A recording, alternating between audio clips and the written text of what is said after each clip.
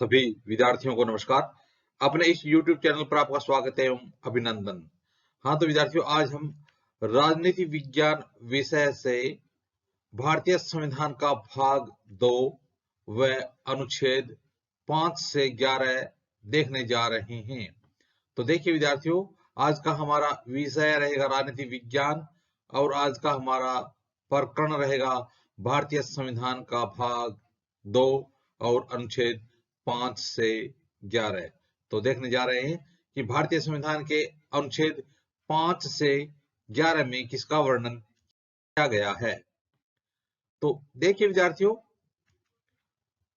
5 से 11 अनुच्छेद 5 से 11 में नागरिकता से संबंधित वर्णन प्राप्त होता है। तो भारतीय संविधान के अनुच्छेद 5 से 11 तक में किसका वर्णन किया गया है? 5 से 11 तक में नागरिकता का वर्णन किया गया है। तो देखिए विद्यार्थियों, संवैधानिक उपबंध संविधान के भाग 2 में अनुच्छेद 5 से 11 तक में नागरिकता के बारे में चर्चा की गई है। तो किसके बारे में चर्चा की गई है? नागरिकता के बारे में। अनुच्छेद कहां से कहां तक है? अनुच्छेद 5 से 11 तक। और भाग कौन सा है? भारतीय संविधान का भाग 2। इसमें किसकी चर्चा की गई है? नागरिकता की चर्चा की गई है। इस संबंध में इसमें स्थायी और विस्तृत उपबंध नहीं है। यह सिर्फ उन लोगों की पहचान करता है जो संविधान लागू होने के समय भारत के नागरिक बने।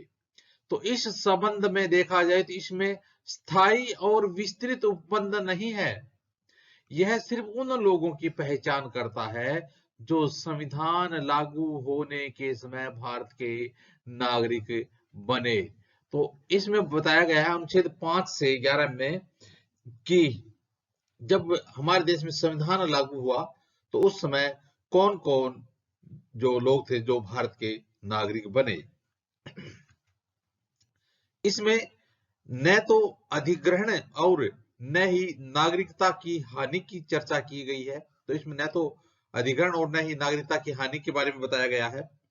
यह संसद को इस बात का अधिकार देता है कि वह नागरिकता से संबंधित मामलों की व्यवस्था करने के लिए कानून बना सकती है। तो यह संसद को इस बात का अधिकार देता है, किसको? संसद को, कि वह नागरिकता से संबंधित मामलों की व्यवस्था करने के लिए कानून बनाए। तो नागरिकता से संबंधित मामलों के लिए कानून कौन बना सकती है? नागरिकता से संबंधित मामलों के लिए कानून संसद बना सकती है। संविधान निर्माण के उपरांत 26 जनवरी 1950 को संविधान के अनुसार निम्न श्रेणियों के लोग भारत के नागरिक बने।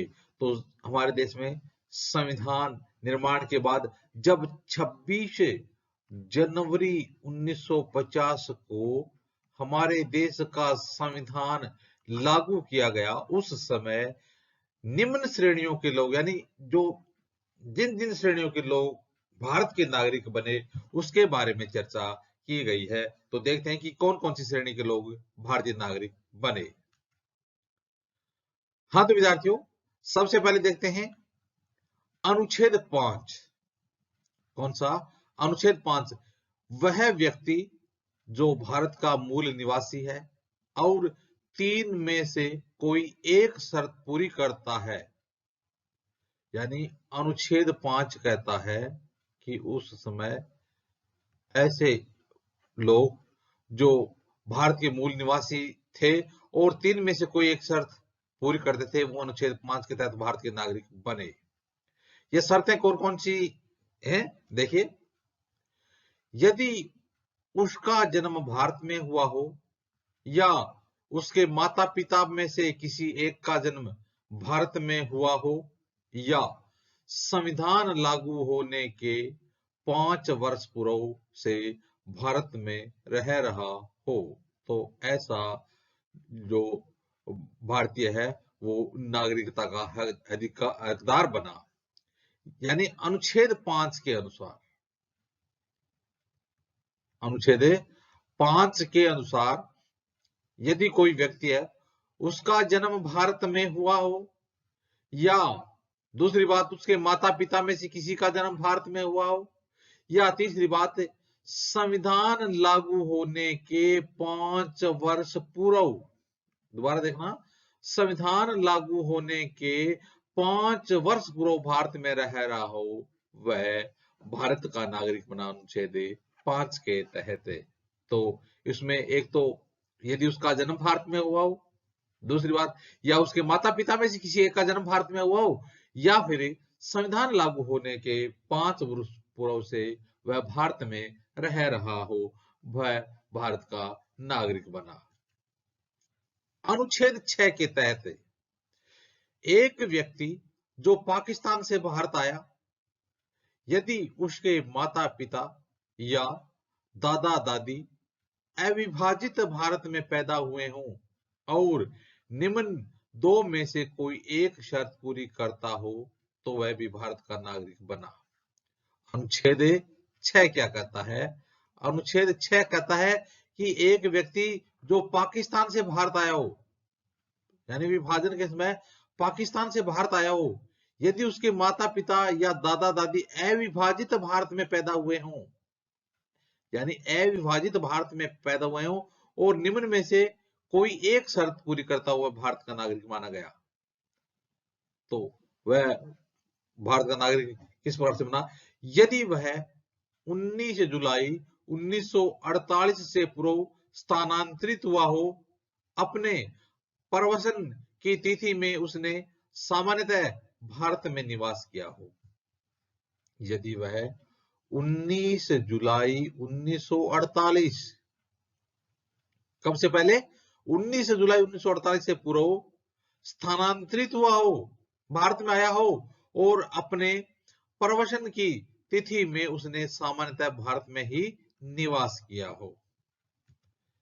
और दूसरी, यदि 19 जुलाई 1948 को या उसके बाद भारत में प्रवेशन किया हो, तो वह भारत के नागरिक के रूप में पंजीकृत हो, लेकिन ऐसे व्यक्ति का पंजीकृत होने के लिए 6 माह तक भारत में निवास करना आवश्यक है।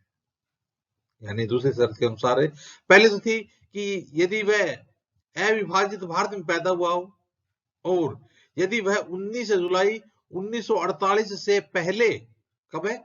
19 जुलाई 1948 से पहले स्थानांतरित होकर के आया हो और अपने प्रवसन की तिथि में उसने सामान्यतः भारत में ही निवास किया हो। दूसरी बात है, यदि वह 19 जुलाई 1948 को या उसके बाद भारत में आया हो और प्रवसन किया हो, तो वह भारत के नागरिक के रूप में पंजीकृत हो। उसके लिए भारत के नागरिक के रूप में पंजीकृत होना जरूरी था। इसके अलावा यदि व्यक्ति का पंजीकृत होने के लिए 6 माह तक भारत में निवास आवश्यक था, यह भी एक शर्त थी। तो इस प्रकार से वह भी भारत का नागरिक बना। इसके अलावा विद्यार्थियों, अनुच्छेद 7, एक व्यक्ति 1 मार्च 1947 के बाद भारत से पाकिस्तान स्थानांतरित हो गया हो, लेकिन बाद में फिर भारत में पुनर्वास के लिए लौट आया हो, तो वह भारत का नागरिक बन सकता है। यदि एक व्यक्ति 1 मार्च 1947 के बाद भारत से पाकिस्तान स्थानांतरित हो गया, कब?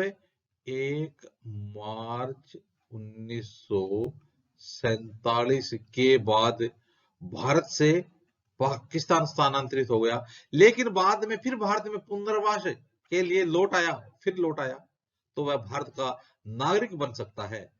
उसे पंजीकरण प्रार्थना पत्र के बाद 6 माह तक रहना होगा, यानी उसे पंजीकरण प्रार्थना पत्र देने के बाद 6 महीने तक भारत में रहना जरूरी है। अनुच्छेद 8 क्या कहता है?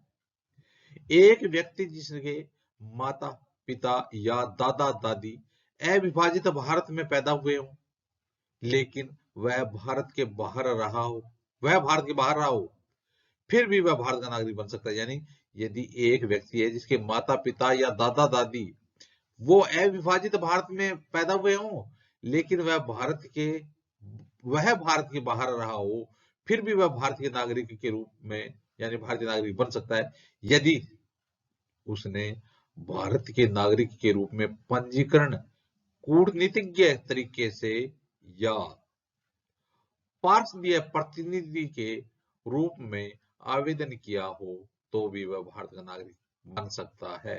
तो उसने भारत के नागरिक के रूप में किसके रूप में भारतीय नागरिक के रूप में पंजीकरण किस रूप में किया हो, कूटनीतिज्ञ तरीके से या फिर पार्षदीय प्रतिनिधि के रूप में आवेदन किया हो, तो वो भारत का नागरिक बन सकता है। यह व्यवस्था भारत के बाहर रहने वाले भारतीयों के लिए बनाई गई।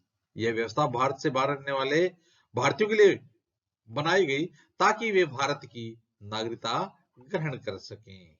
तो इस प्रकार से यह अनुच्छेद 8 में बताया गया है। हाँ तो विद्यार्थियों, अब देखते हैं नागरिकता संबंधी अन्य संवैधानिक प्रावधान क्या हैं। इसके अलावा यानी अनुच्छेद 9, अनुच्छेद 10 से अनुच्छेद 11, अनुच्छेद 9, अनुच्छेद 10 और अनुच्छेद 11 में क्या प्रावधान है। अनुच्छेद 9 क्या कहता है कि यदि कोई व्यक्ति भारत का नागरिक नहीं होगा जो स्वेच्छा से किसी अन्य देश की नागरिकता ग्रहण कर लेगा, यदि कोई व्यक्ति है वो स्वेच्छा से किसी अन्य देश की नागरिकता ग्रहण कर लेगा तो वह भारत का नागरिक नहीं होगा। कौन सा अनुच्छेद कहता है? 9। अनुच्छेद 9 क्या कहता है कि यदि कोई व्यक्ति भारत का नागरिक है और वह स्वेच्छा से किसी अन्य देश की नागरिकता ग्रहण कर लेता है तो वह भारत का नागरिक नहीं रहेगा। अनुच्छेद 10 क्या कहता है?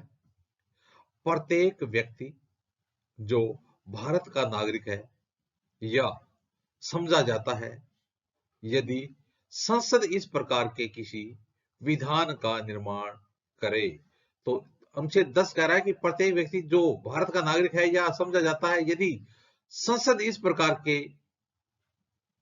किसी विधान का निर्माण करे, तो इसमें संसदीय जो वर्णन किया गया है कि संसद जो विधि का निर्माण करती है उसके अनुसार यदि कोई व्यक्ति है या नागरिक है वो भारत का नागरिक समझा जाएगा।